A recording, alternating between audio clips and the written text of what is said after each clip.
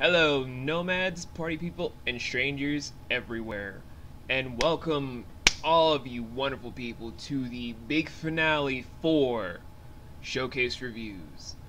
Now, before we get into the final episode right now, I just want to take the time to just reflect a little bit on how this whole journey started.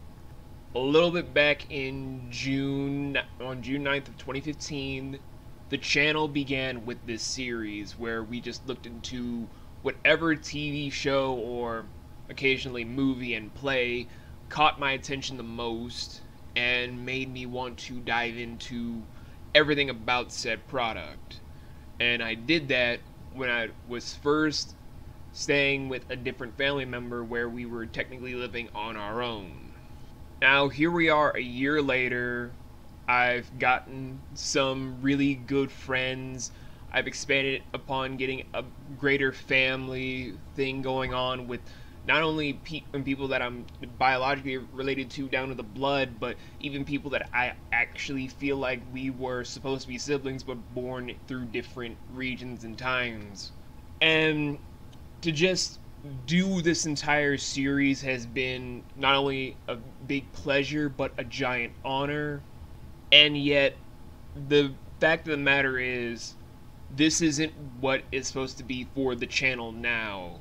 What is going to happen is we're going to end it on a positive note towards everything about the original standpoint of things, but we are not going to do this ever again. Showcase may have been the stepping stone of like a prologue to a bigger story, but that is all that it was. A prologue to something bigger and better that I really want to bring to everyone so that everyone can see the vision that can be blossomed forth from this one small series.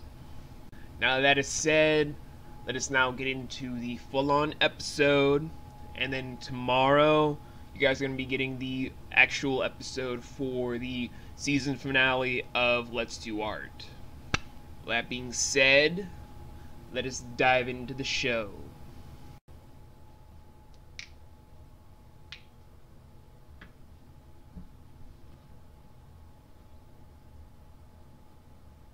What, you were expecting Sue? No, let's end this. Just playing the overture. Of course you are. Now I'm playing the finale.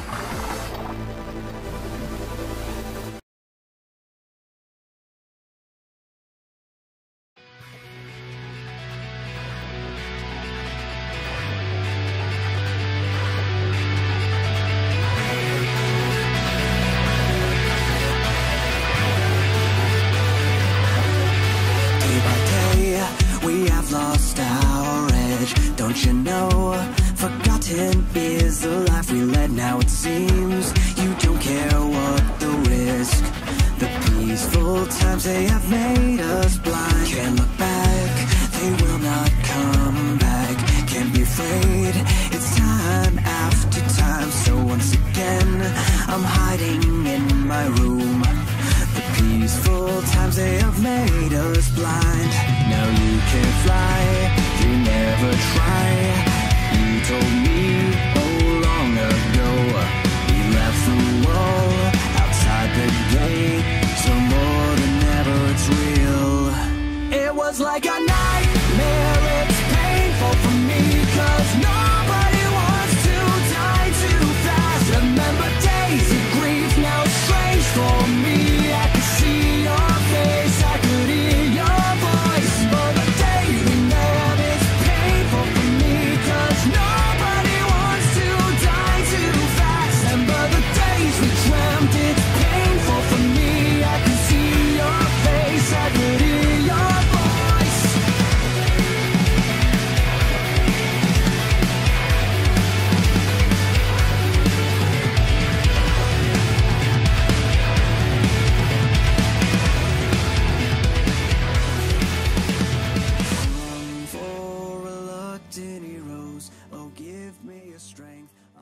Hello nomads, hello strangers, and hello party people.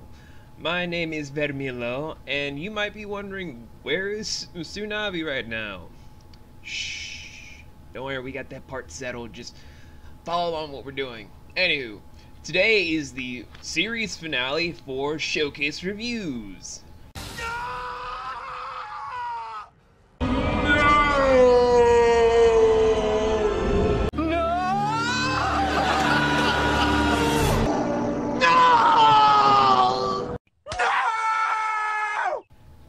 You're probably all wondering, why am I carrying Six's knife again? Because didn't I stop having this in the last episode you guys saw me in? Yes, but we have a method to our madness with this. So anyway, today's episode is going to be the end of what started off this whole show to begin with. Of Tsuna-Vi's own review of Twin Peaks Seasons 1 and 2. However, you already covered the first 11 episodes in Season 2, so that just leaves the... Put it down! Oh god, that crap. Well, we're not going to do the same thing we did with Part 1, which was all his doing, because, you know me, I'm not really a critic, I'm an artist. What's your point?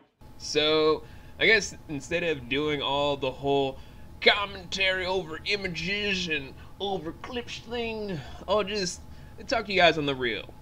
The rest of the half of Season 2 is complete garbage. What? I am not even joking.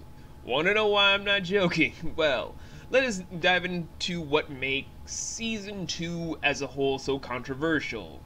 You see, due to executive decision after certain episodes were released of the first half of Season 2, CBS and all the distributors went to Mark and David, the creators of the show, and were like, release who's the real killer of Laura Palmer, and then just do whatever you want while we hand you episode by episode what to do. They did, and then we got the bullshit we have today. First thing, we had to go back to the characters of the Mill subplot that no one likes. And I mean nobody, because no one cared about Catherine or her abused husband, because she's very verbally abusive. And then we have to go back to Josie and her supposedly deceased husband of Andrew Parker, who we're told never really died. He went into hiding because his so-called wife was trained by this extortionist / assassin to then just kill people and take the riches of the Parker family, which makes no apparent sense to the narrative, because where was it alluded to? Where did any of this come from? Where? Where, I ask you, where? I want some friggin' answers!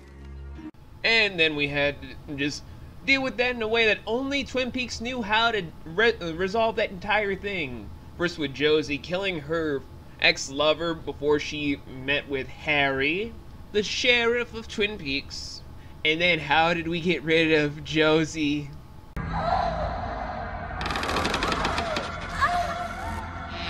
What the fuck? What the fuck was that? What are you talking about? I believe that would be suffice enough to show about what happened to Josie, that whole in the doorknob thing. It's gonna be re-answered sometime in the new season of Twin Peaks coming out in 2017, but just have that etched in your mind. A girl's soul is trapped in a doorknob, where people will probably be turning it to just make her cringe in pain and agony, as her own soul is then crushed down to the depths of everything. And then what else do we have in said plot lines? We're not going to get to the interesting part of what made Season 2's second half okay. We're going to go back into what else is going on.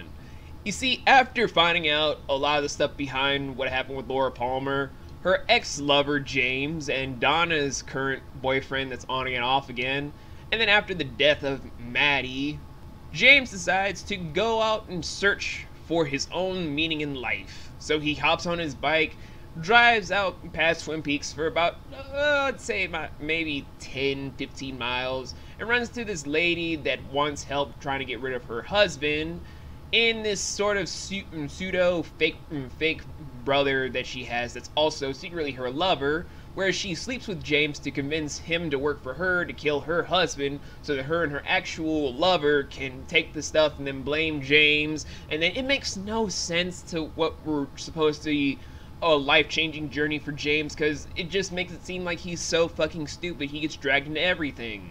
And it makes no fucking sense to anybody anywhere else. Here's a good idea. Have a point. The other thing that happened is how the Horn Bros are dealing with all the stuff crumbling alongside of them. Not having the mill stuff to take care of other things. Leland Palmer's whole collapse in life. And then just him being kicked out of One-Eyed Jack's, the prostitute place that he had an investment in, before the feds raided that. Blase woo. So Ben Horn decides to go insane until he has an epiphany moment about buying up Ghostwood, which is another subplot story that makes no sense, because honestly it made no real effort to be explained about why that was so important to be a plot point relevant thing in the first place. Nor did it have any place in the mystery story that should have still been persisted rather than having a short conclusion to the story. Please just let it go. And so, the Horn Bros were just dealing with their whole financial stuff going on with a new appreciation on life and trying to be a better person, and also alluding to the fact that maybe Donna is Audrey Horn's half-sister. We're never really sure if that's really the case, because the series just ends on an ambiguous note on whether or not Donna and Audrey are half-sisters, because her mom was a little bit of a freak. She was just serving it up, spitting it out, and making sure that she got all of it there. And another one of the subplots was about an amnesiac woman with super strength thinking that she's a teenager, even though she's technically in either her 30s or 40s, and then trying to have a full-on sexual/romantic relationship with a high school student that was barely in the show. That's disgusting. While her husband, Big Ed, decides to get back with his high school sweetheart of Norma, and even tries to get married to her. But how does that subplot end by the end of the series? By the amnesiac woman getting her memory back and then seeing everything crumble all around her, after then coming to terms that she slept with a minor, her husband just automatically left her to marry his sweetheart, and she has nothing. Well, shit. But will that actually be the case? We're gonna find out in 2017. But after all that stuff, what else could be possibly going on in the show? Well, there's a baby mystery going on with the secretary of the police department being pregnant, but no one knowing who the... I mean, there's a guess if it's either the deputy Andy, or this guy named Richard, aka Dick. But all people would know about that subplot in pop culture is this one line from Agent Dale Cooper. Are you still seeing this, Dick? Yeah. Anywho, that's really not something I really hate or like. It's just one of those subplots that just like, that's a nice little mystery. Who really is the father of this baby in Lucy's oven? I guess we'll never really know, and don't really care to know.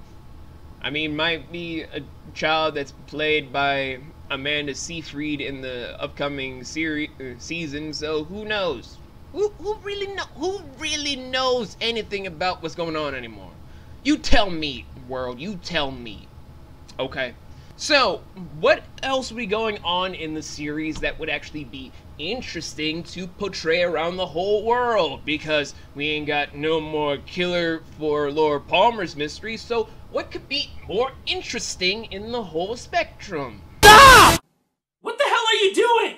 Well, I'll tell you right now. It is introducing one of the most cruel, one of the most twisted, and one of the most demonic-looking people you'll ever see in a horror mystery sort of as story from the 90s. Not Killer Bob, not any other character, but a real-life human in the show called Wyndham Earl.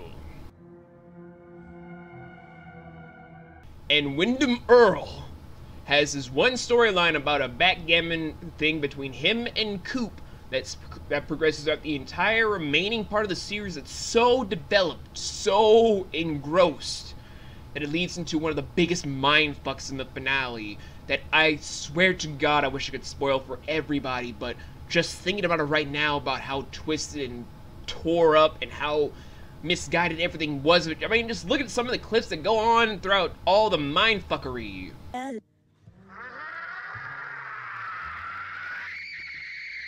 And then this clip.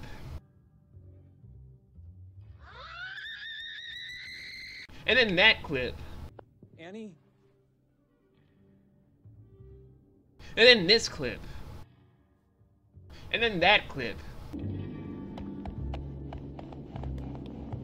And all in all, I really wish I could say how this series ends for everybody, but I've pretty much skipped over a bunch of different characters that are integral to the story as a whole and would have made things interesting to talk about, because I really think that, in honesty, as a non-critic, you really need to see the rest of Season 2 to really understand why certain things do not work and why certain things are really stupid.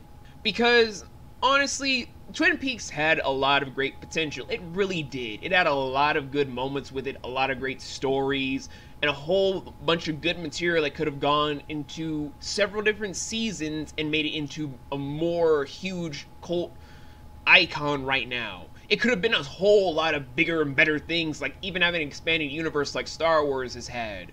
But instead, we were given a rushed product because the executive producers for the distributive properties and the production line didn't want to comply with the visions of Mark Frost and David Lynch. Because people wanted to have their own conclusion to whatever they felt like to make sure they had their own story told rather than what the fans wanted. We have this. I mean, we could also talk about the prequel movie, but that's gonna be saved for when You-Know-Who comes back, because we're saving that for him. But for right now, this is just what made me feel so disgusted. That's what made me feel so awful. That's what made me and Sue feel like this could have been a great show if outside forces didn't screw things up. If people left well enough alone to just let the whole show pan out and be as grand as it could have been, who knows what we could have actually had. We could have had a whole big 4 to 5 season show run that could have been grander than anything else we could have imagined. But instead, we had lackluster everything around every corner, and I do not like that.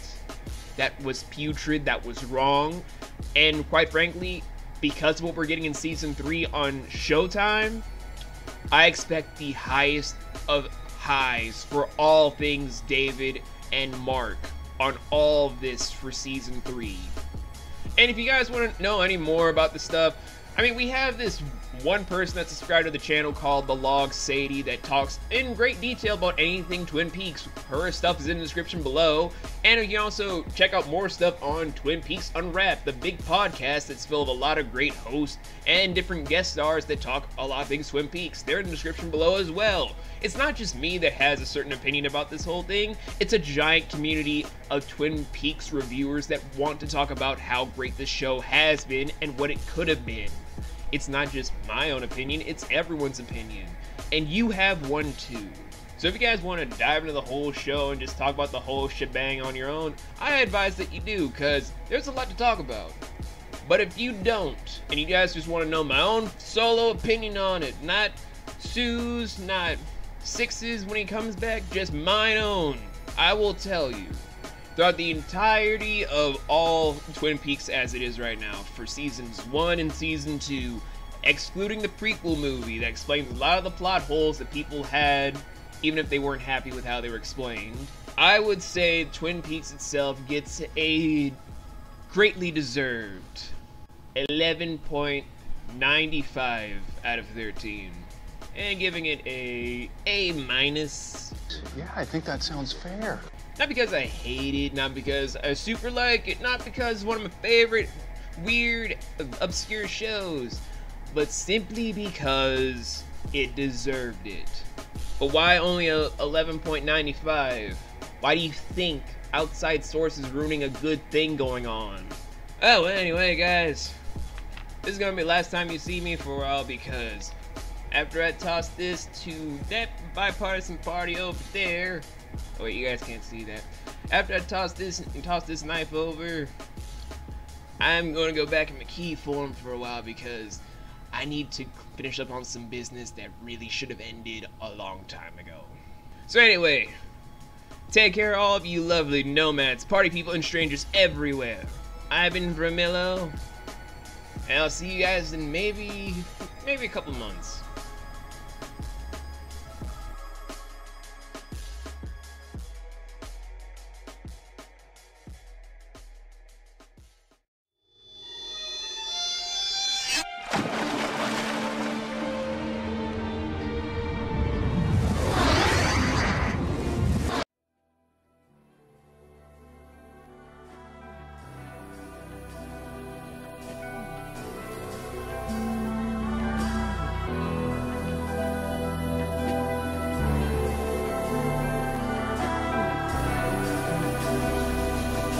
Yeah, look, 1, 2, look. A strange child, not many will play with me. Grew up a bit, same thing, I told them all to wait and see. I'll be something you hate to see from you throwing your shade at me. Now no one wants a fate from me, the opposite of make-believe. The throne has a vacancy, perfect for the shape of me. Now ladies wearing Maybelline, trying to get 50 shades of me. The same people who praising me took aim at me heinously, while I starved with 50 cents and M&M's, waiting patiently. Now I'm eating, and they all want my food in their mouths, cause I'm whining and dining on food they'll never pronounce.